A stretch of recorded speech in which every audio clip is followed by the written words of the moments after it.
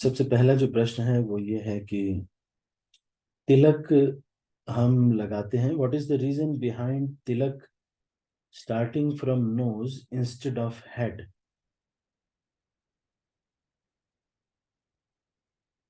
तो ये जो वैष्णव तिलक हम लोग लगाते हैं, आप इसको ध्यान से देखिएगा स्क्रीन पर।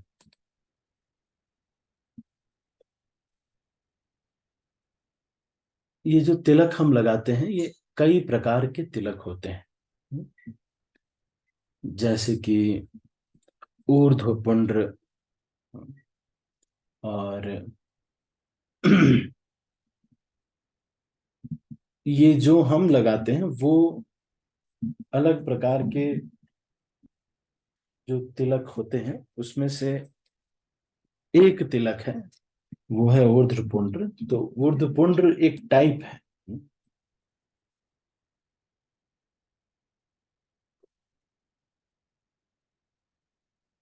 आपने देखा होगा बहुत सारे लोग जो है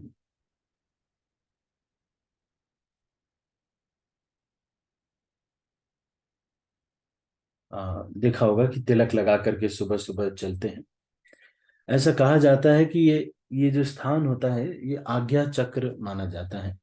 तो आग्रा आज्ञा चक्र जो है ये हमारे प्रज्ञा का स्थान होता है।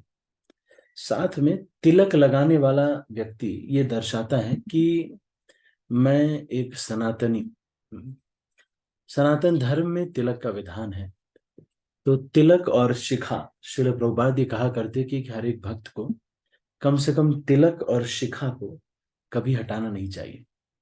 श्रील प्रभुपाद ने हिज होलिनेस गोपाल कृष्ण गोस्वामी महाराज को, जब हिज होलिनेस गोपाल कृष्ण गोस्वामी महाराज ने यह पूछा कि श्रील प्रभुपाद मैं तो कोट पैंट सूट टाई में भी मंदिर आ जाता हूँ, लेकिन मुझे ये अच्छा नहीं लगता। तो श्रील प्रभुपाद ने कहा कि कोई बात नहीं, आप in office you should be super professional.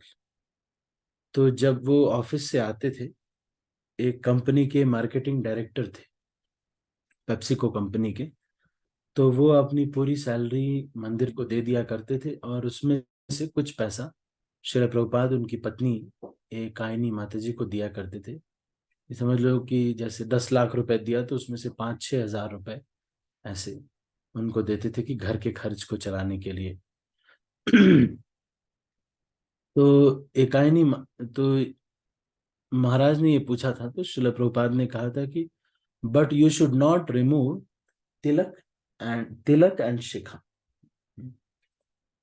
तो ये सनातन धर्म का होने का एक द्योतक है। और पुराने समय में तो यदि बिना तिलक के किसी को देख लिया जाता था तो स्नान करते थे कई बार, ब्राह्मण अगर हो तो। पुराने समय का अभी तो पॉल फॉलो नहीं कर सकते। आलू परोठा वरोठा खा लो। हाँ, परोठा खाना ही है।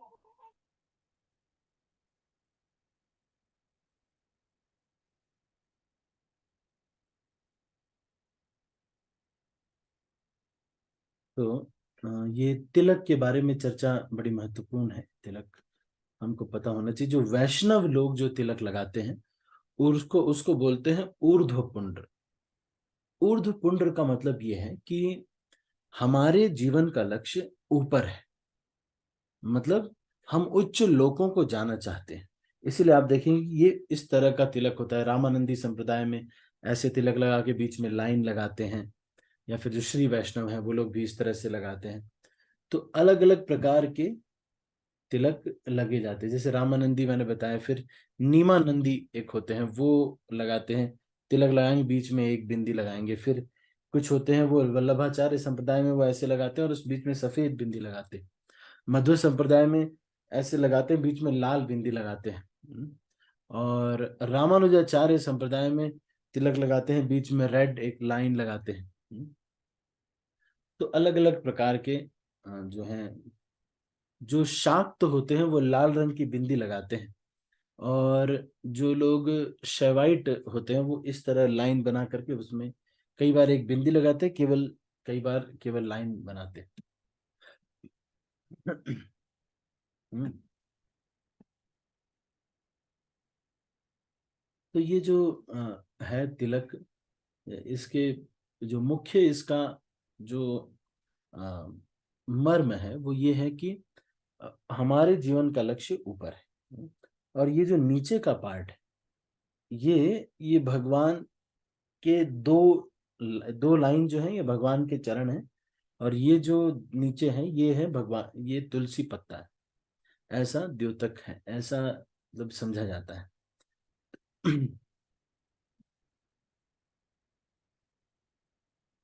और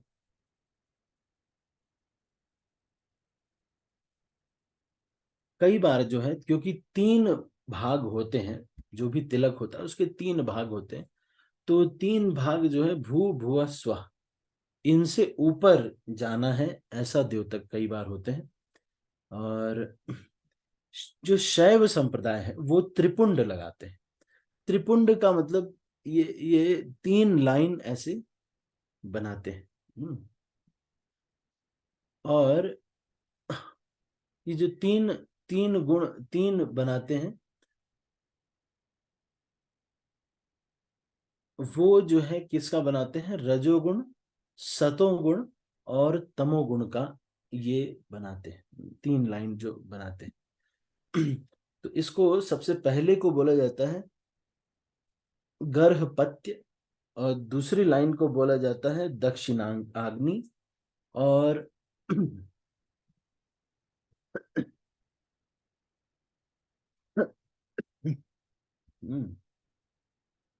और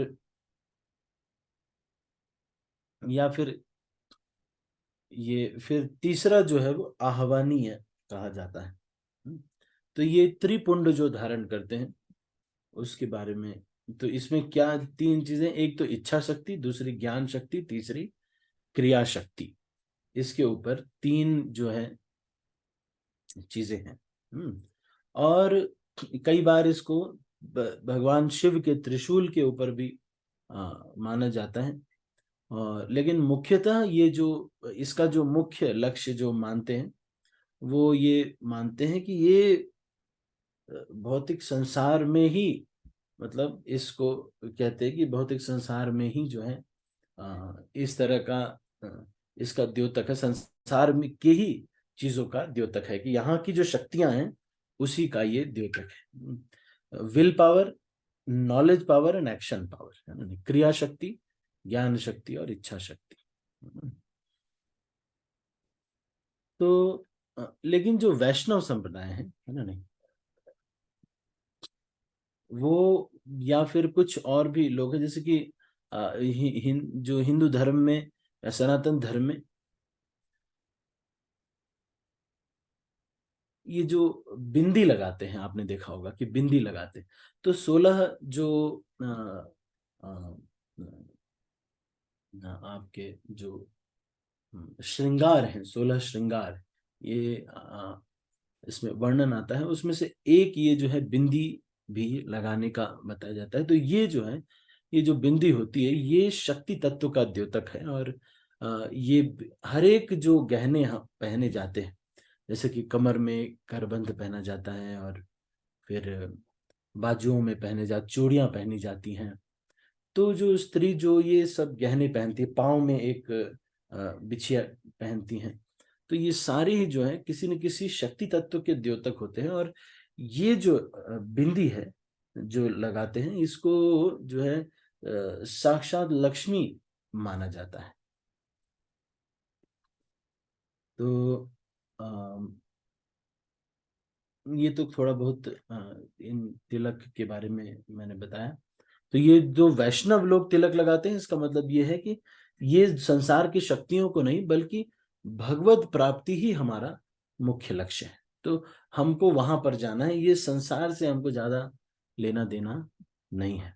तो वैष्णव लोग और भी जगह पर तिलक लगाते हैं। अब कई बार लोग कहते हैं कि नाक पर क्यों लगाते हैं, तो इसका कोई विशेष ऐसा सिग्निफिकेंस कि नाक क्यों कवर कर रहे हैं, तिलक तो माथे पर ही लगाना चाहिए। तो ऐसा कोई विशेष नहीं है, ये बस ये दर्शाने के लिए, क्योंकि ये भगवान के चरण हैं, ये हमारा लक्ष्य है, भगवान के चरण प्राप्त करना, और इन चरणों में तुलसी होती है, तो इसलिए वो तुलसी हम बना के ये करते हैं। तो ये जो है ऊर्ध्वपूर्ण है वास्तव में। टोटल हम लोग 12 तिलक लगाते हैं।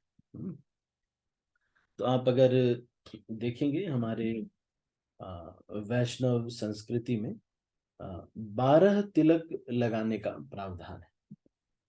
तो वो क्या क्या है, 12 तिलक कैसे लगाए जाते हैं? हम्म,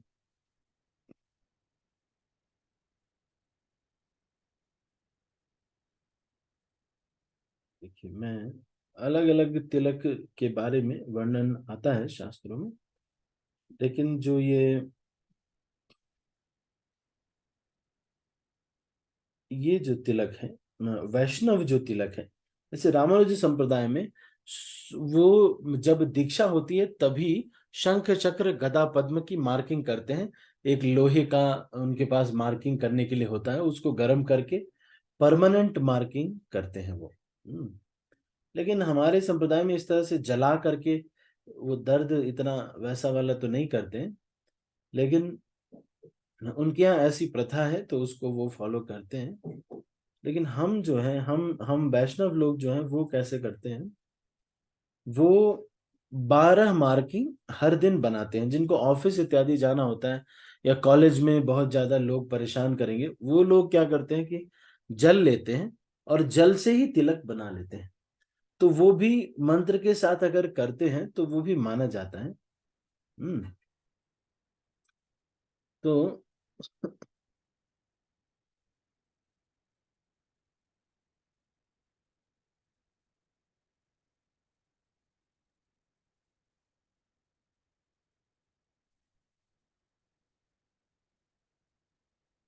जब हम जैसे माथे पर जब हम तिलक लगाते हैं तो हम बोलते हैं, ये जो तिलक लगाने का जो मंत्र है ये अ, सभी को याद होने चाहिए। सभी को प्रयास करना चाहिए कि ये मंत्र जो है हमें याद हो। तो सबसे पहले जब हम माथे पर तिलक लगाते हैं तो हम बोलते हैं ओम केशवाय नमः। अलग अलग, इसीलिए आप देखेंगे कि अलग अलग अलग अलग मंत्र जो हैं वो अलग अलग भगवान के नामों का द्योतक।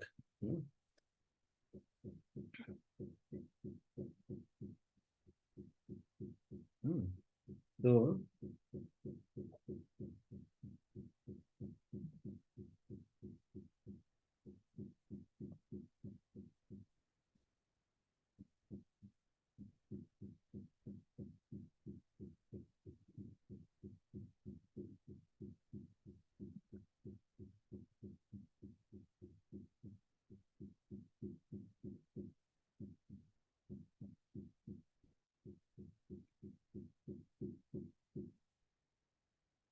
इसमें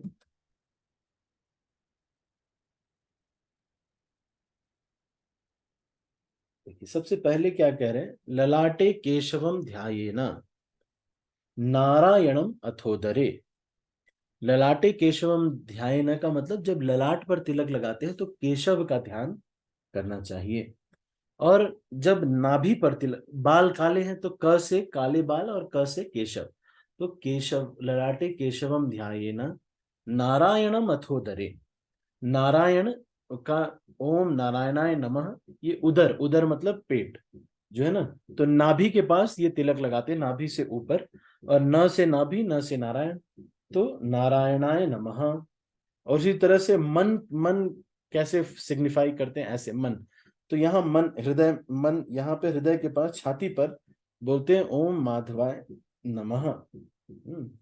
तो वक्षस्थले माधवम तु गोविंदम कंठ कूप के, गले में एक ऐसे गड्ढा सा होता है।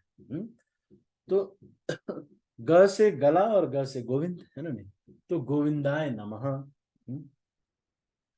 फिर विष्णवे नमः, वामनाय नमः। तो दक्षिण में फिर विष्णुम च दक्षिणे कुक्षौ। विष्णवे नमः मतलब ये दक्षिण में जो इस तरफ आपके पेट का जो लेफ्ट राइट साइड है वहां पर विष्णवे नमः, और जो लेफ्ट साइड है वहां पर वामनाय नमः, ऐसे करते हैं। फिर बाह बाह में मधुसूदनाय नमः, त्रिविक्रमाय नमः, थोड़ा सा नीचे थोड़ा सा ऊपर। और उसके बाद लेफ्ट बाह में श्रीधराय नमः, ऋषिकेशाय नमः, कंधे के पास। तो इस तरह से जो है लगाते हैं। फिर पृष्ठे पद्मनाभम, पृष्ठ मतलब पीठे जब लगाते हैं तो पद्मनाभाय नमः, और जब पेट के पीछे लगाते हैं तो दामोदराय नमः।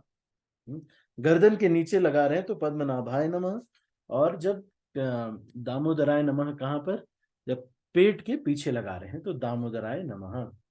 और जो थोड़ा बहुत बच जाता है वो तिलक, उसको जो है हम शिखा में ऐसे करके, अगर एक्स्ट्रा बच जाता है तो कई बार शिखा में लगा करके वासुदेवाय नमः कहते हैं। तो ये होता है वैष्णव तिलक जो है कैसे लगाया जाता है। जब हम ये तिलक लगाते हैं तो ये हमारा जो शरीर है ये एक मंदिर के समान बन जाता है। ये भगवान इसमें विराजमान है और ये एक मंदिर है। इसलिए हम वैष्णव लोग क्या करते हैं, सभी लोग तिलक लगाते हैं। तो जिनको ऑफिस में अगर कोई रेस्ट्रिक्शन है तो वो लोग सुबह इस तिलक को हटा के पानी का तिलक लगा लेते हैं। लेकिन सभी वैष्णवों को ये जरूर करना चाहिए कि प्रतिदिन सुबह उठ करके नया फ्रेश धोती कुर्ता पहन करके, या फिर नया जो भी कपड़े, गोपी ड्रेस या फिर साड़ी या सलवार कुर्ता जो भी पहनते हैं वो पहन करके, फ्रेश कपड़े पहन करके फ्रेश जो है तिलक लगाना चाहिए। तो कई बार जो ठंडे इलाकों में रहते हैं जैसे शिमला इत्यादि में रहते हैं, वो पूछते हैं कि प्रभु जी कपड़े उतार करके पूरे तिलक लगाने हैं।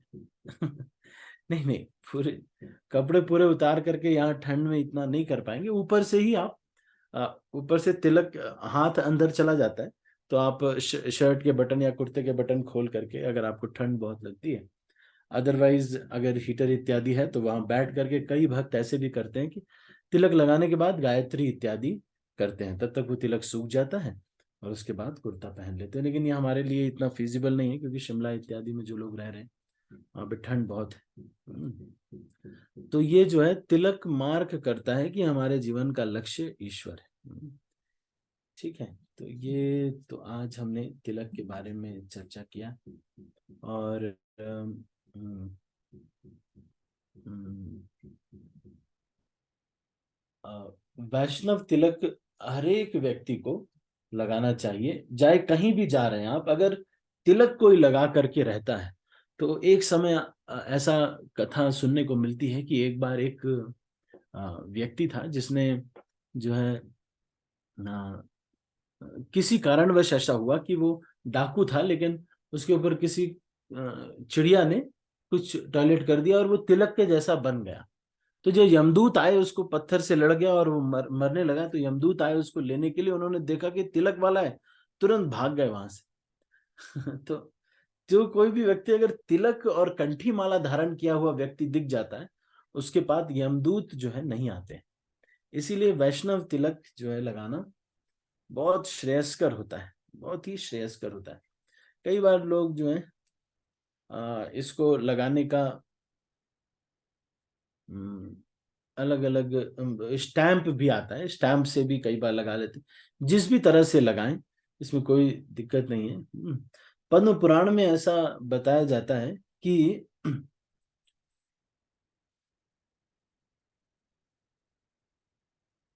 ये सारा जब हम ध्यान करते हैं, मंत्रों का ध्यान करते हैं, तो एक तरह से ये जो है नारायण कवच के समान हमारी रक्षा करता है।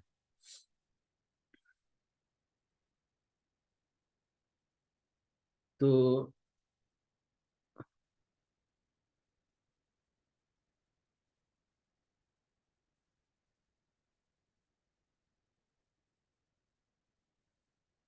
ये थोड़ा बहुत जो है,